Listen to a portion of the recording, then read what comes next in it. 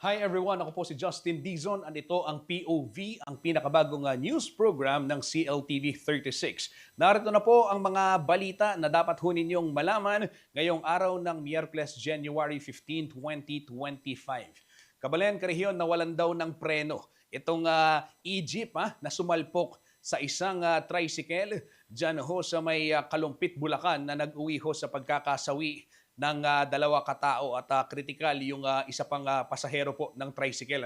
Narito po ang detalye ng balitang yan. Ito umano ang nangyari sa modern jeep na biyaheng Malolos, San Fernando habang binabagtas ang kahabaan ng MacArthur Highway sa Barangay Iba Oeste, Kalumpit, Bulacan ayon sa Kalumpit Municipal Police.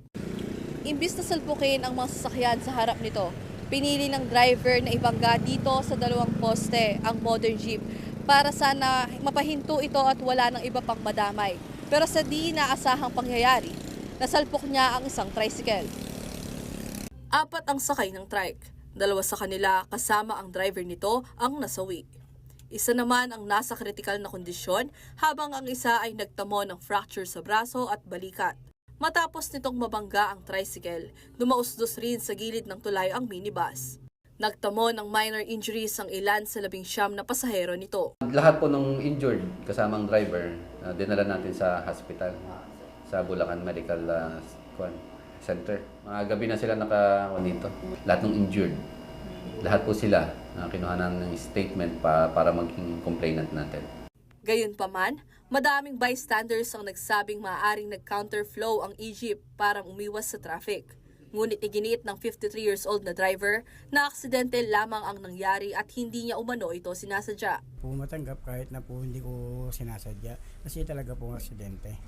Sana po yung mapatawad nila ako sa nangyari. Hindi ko naman po kasi kagustuhan. Sana po matulungan ako ng Carmex. Sana lang ako pabayaan dito. Magpapatuloy ang investigasyon ng kapulisan dahil hanggang nitong umaga, January 15, ay hindi pa rin natatanggal sa crash site ang mga sasakyan. Nagbigay naman ng paalala ang hepe ng Kalumpit Municipal Police na si Police Lieutenant Colonel Jonathan Meru sa mga motorista na laging maging maingat sa pagmamaneho. Isipin po natin yung buhay natin, yung safety natin, seguridad natin sa kalsada. Bago sumakay ng sasakyan, dapat naka-mental yung checklist natin dun sa blue bags. Kasalukuyang nakapiit sa Kalumpit Municipal Police Station ang driver ng modern jeep. Sasampahan siya ng kasong reckless imprudence resulting in homicide and physical injuries at damage to property. Ashley Punzalan, CLTV 36 News. Sa kaugnay hong balita, nakaburol na sa kanilang mga tahanan. Ito pong dalawang nasawi sa nangyaring insidente sa barangay Iba Oeste, portion ng MacArthur Highway, dyan ho sa bayan ng Kalumpit, Bulacan. Nangyari ho yan, ito nga pong Martes, January 14. Ikinamatay ho ng driver at isa sa mga pasahero nitong tricycle ang pagsalpok ng isang modern jeep na nawalan ho ng preno gaya ho nitong sinasabi ng mismong driver ng electric jeep. Critical ho sa kasalukuyan ang isa pa sa mga sakay ng trike na galing pa pala sa district hospital para po magpa-check up. At hiling ho ngayon ng pamilya na matulungan sila para sa pagpapa-opera ho ng kanilang kamag-anak na nakikipaglaban ho para sa kanyang buhay sa pagamutan. Magsasampa rin ho ng kaso ang pamilya ng mga biktima at iba pang sakay ng modern jeep.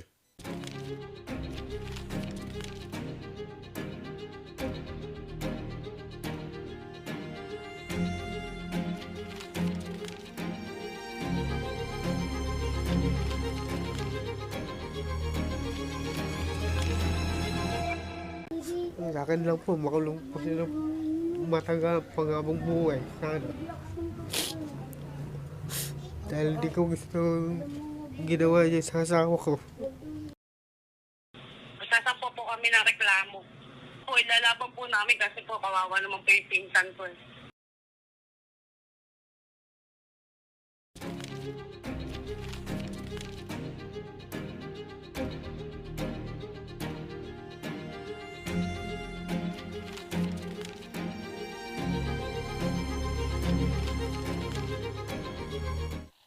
Sa oras kong ito, makakasama natin sa ating programa si Ashley Punsalan, ang ating reporter na tumutok ho dyan sa insidente. Bago ang lahat, nakikiramay ho kami sa pamilya Bustos at pamilya ho ni Albert Mabignay.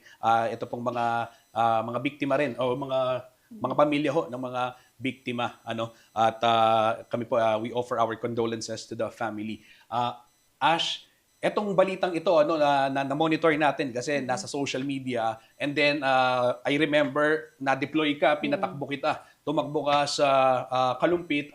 Paano? Could you please take us to the process? Ano yung inabutan mo pagdating doon, and ano yung sitwasyon? Pagdating natin doon, wala na yung mga biktima, natanggal na sila lahat, dinala sila sa Bulacan Medical Center. Pero nung papunta kami doon, hindi naman gaano kahaba yung build-up ng traffic. Although, nung malapit na kami doon sa crash site, meron pang isang truck na tumagilid sa mismong harapan namin talaga.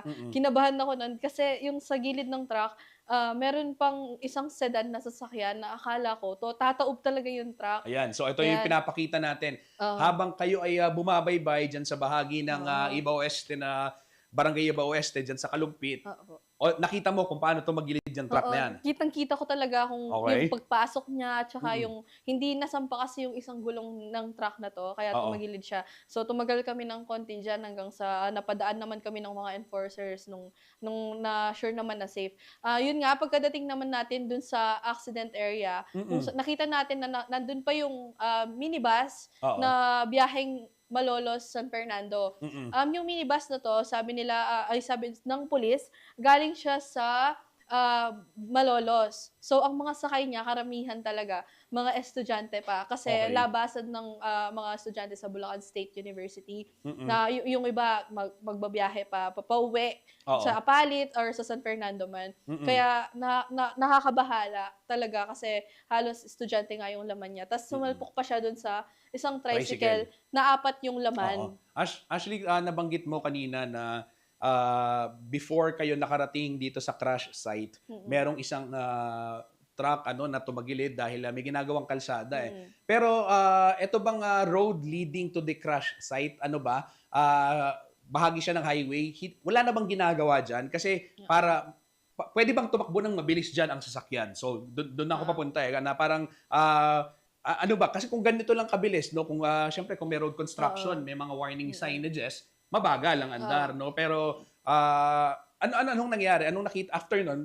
Pakikwento. Actually, yung daan talaga yan, kasi dumadaan talaga ako dyan dahil from Apalit lang ako. So, minsan pumupunta kaming Malolos. Yung daan talaga na yan, since ginagawa siya, traffic madalas. Okay. Sabi din ng mga tao na taga dyan, yung panahon na yon, traffic din dahil may build-up going sa papuntang northbound. Kung saan Okay. galing, yung lane din na binabagtas ng minibus. Okay. May traffic build-up talaga siya. Kaya hindi ka makakatakbo talaga ng mabilis. Nang mabilis, dyan. oo. So, ang sinasabi ng driver ay, do may mga nagsasabi na nag-counterflow. Oo.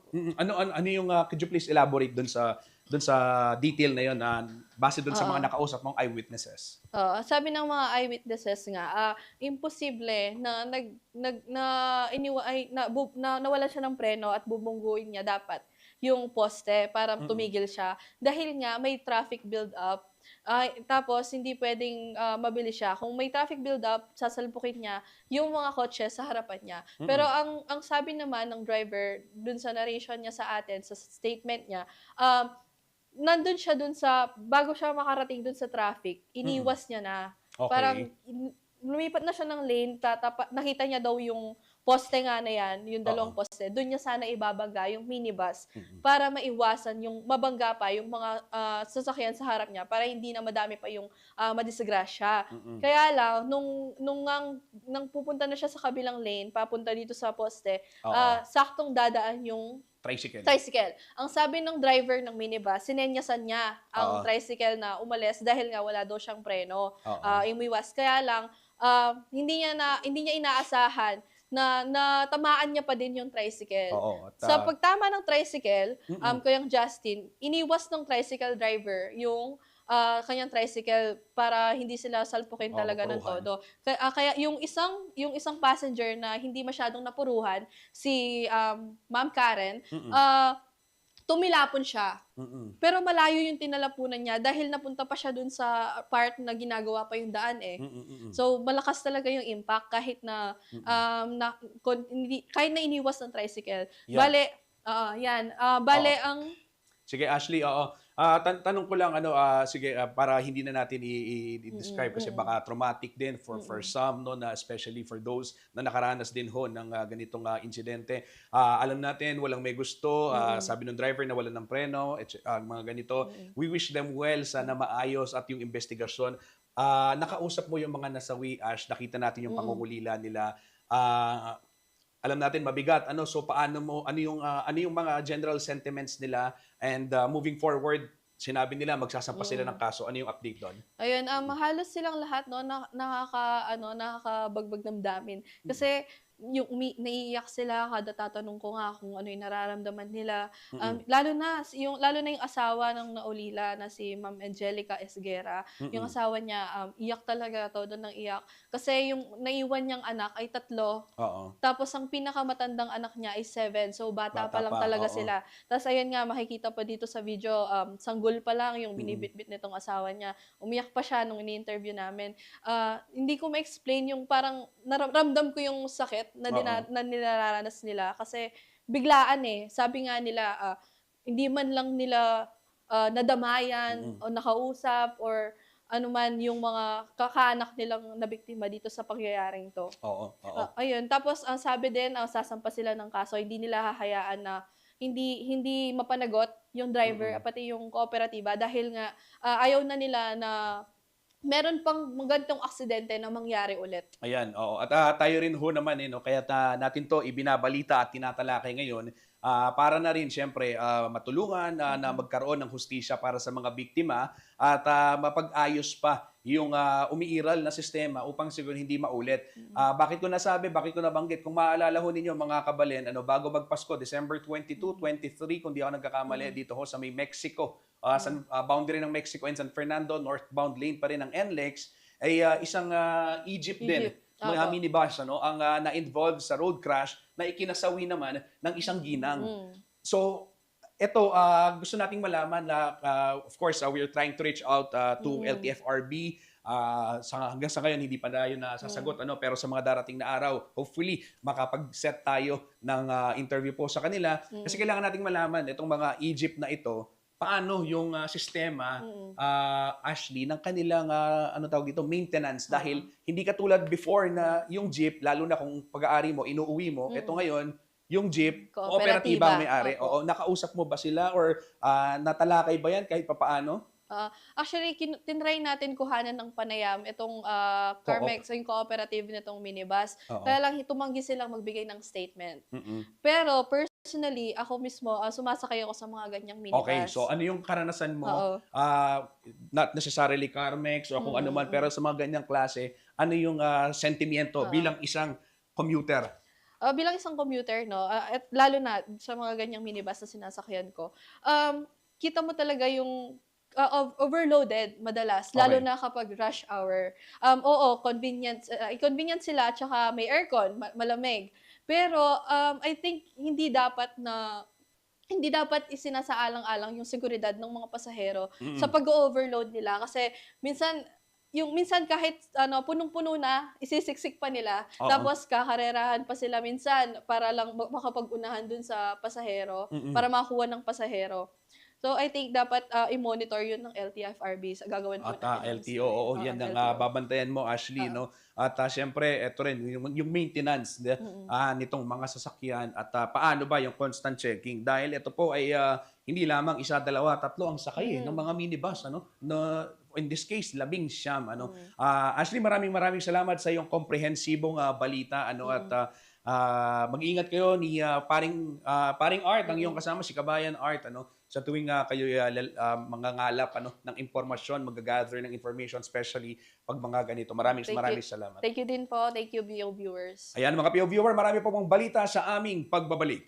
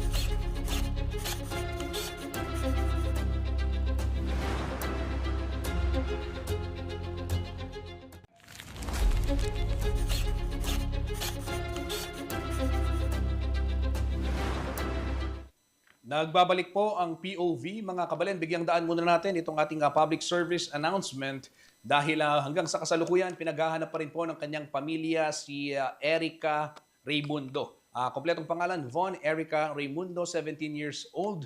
At nawala ho, huling namataan noong January 13. Isa po siyang grade 12 student sa Pampanga High School. May height na 5'6". At huling nakita suot yung kanyang school uniform na naka-jacket. At posible rin daw na may dalang bag si Erica, yung kanyang backpack, at madalas ay nakasuot ng salamin dahil para makakita ng mas malinaw.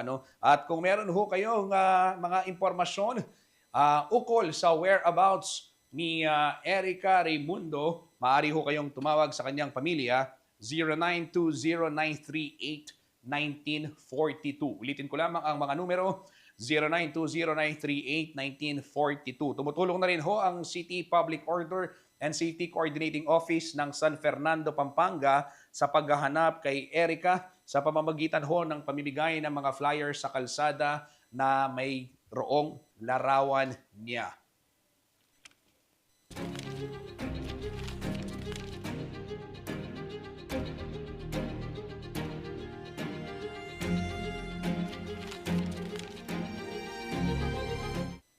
Mga kabalen, tuloy-tuloy ho ang mga miyembro ng PNP sa pag-implementa nitong nationwide gun ban na nagsimula ho nitong January 12 kasabay po ng pagsisimula rin ng election period.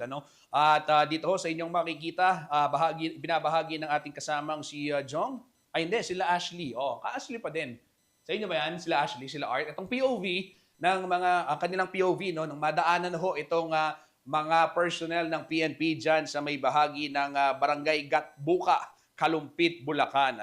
At nakapwesto ho sila dyan sa may boundary ng Pampanga at Bulacan. As of January 15, ay isa na ho yung kanilang nahuli na lumabag sa election gun ban.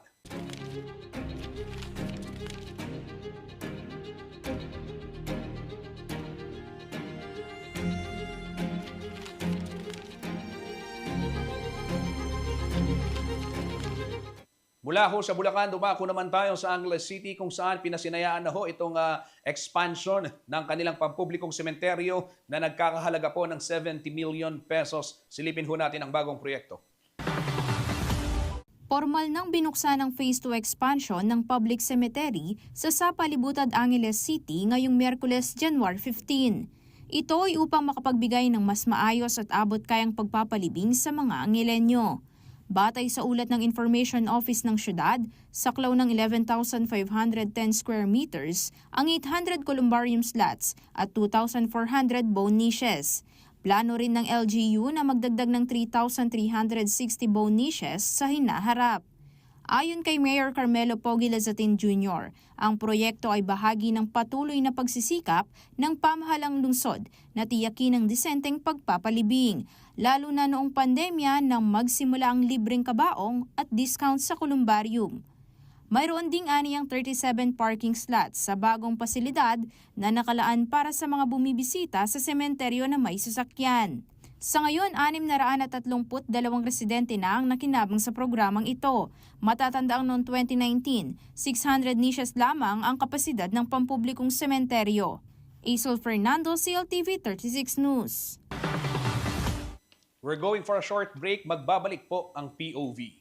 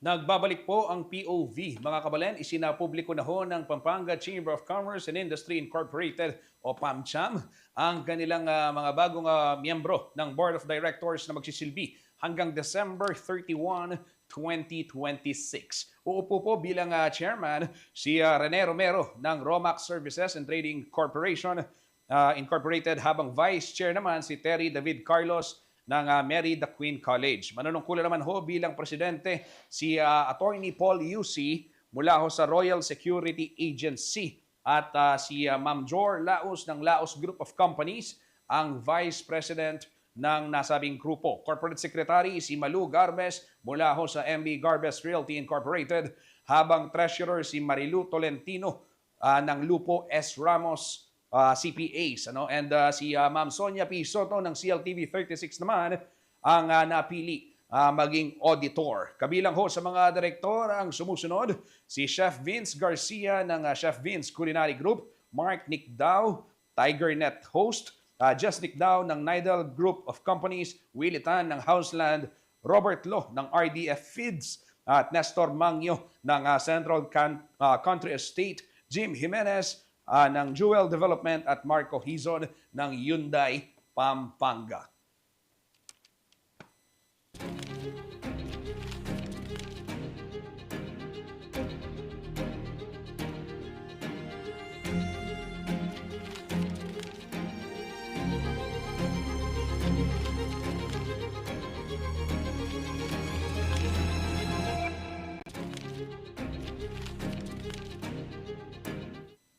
Pagbati ho sa mga bagong halal na opisyal ng Pampanga Chamber of Commerce and Industry Incorporated, kaisa ho ninyo ang CLTV 36 sa pagsusulong ng lokal na ekonomiya at countryside development dito po sa ating lalawigan at sa ating rehiyon. Kabalen, sa ibang balita naman, dito ho sa lalawigan ng Bulacan, bumili ho ng mga bagong equipment itong kanilang Provincial Disaster Risk Reduction and Management Office para ho paghandaan yung pagbaha. Kabilang ho dyan yung mga amphibian vehicles at tatlong rescue speed boats. Narito pong report.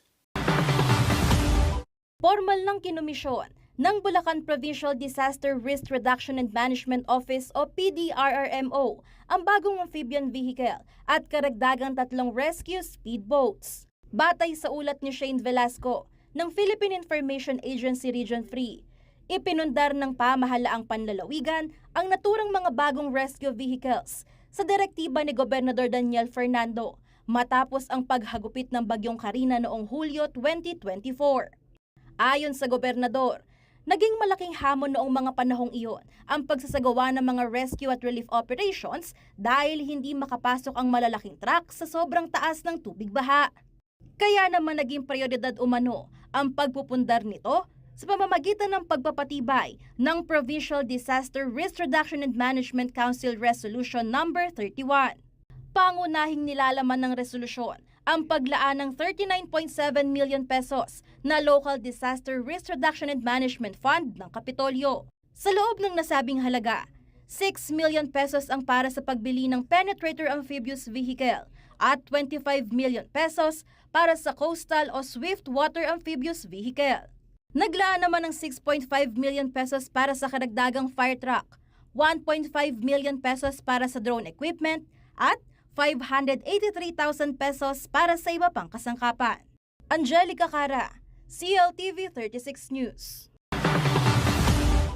At yan hong mga balitang nakalap ng CLTV 36 News ngayong araw ng Miyerkules, January 15, 2025. Manatiling updated, kabalen, i-like and follow lamang yung ating mga social media pages, Facebook, Instagram, X, at syempre TikTok at YouTube. Gayon din ang ating website, www.cltv36.tv, para ho sa latest information ukol sa Pampanga at Central Luzon. Maraming salamat ho sa pagsama sa amin ngayong araw dito sa aming newsroom. Masaya kaming nakapagbahagi po ng mga balita at impormasyong makatotohanan, balita at impormasyong may paggagamitan. Sa ngalan po ng buong puwersa ng CLTV 36 News, ako po si Justin Dizon. Maraming salamat po.